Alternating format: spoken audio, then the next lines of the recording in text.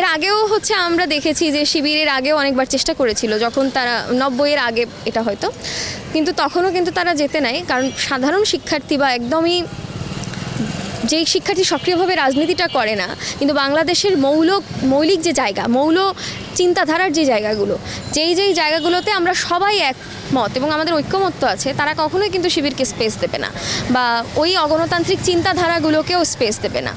এবং আমরা আরও কিছু দেখেছি, যেমন আমরা দেখেছি যে গত পরশু হচ্ছে মনোনয়ন ফর্ম তুলতে গিয়ে নাকি বাধা প্রদান করা হয়েছে, এই ধরনের প্র্যাকটিস আমরা দেখেছি, যেটা আসলে ডাকসুর যে আচরণবিধি, সেই আচরণবিধিকেই তারা লঙ্ঘন করে যারা বাধা প্রদান করেছে। এবং এটার জন্য আসলে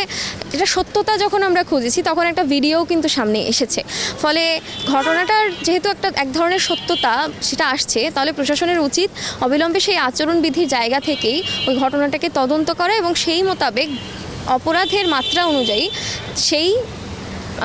বাধা প্রদানকারীকে হচ্ছে তার বিরুদ্ধে স্টেপ নেওয়া। এর মানে আমরা যেহেতু গণতান্ত্রিক দাবি করি, তাহলে আমাদের এখতিয়ার এইটুকুই যে আইনি প্রক্রিয়ায় বিষয়টার নিষ্পত্তি করা হোক এবং বিষয়টার সমাধান করা হোক, বিচার করা হোক।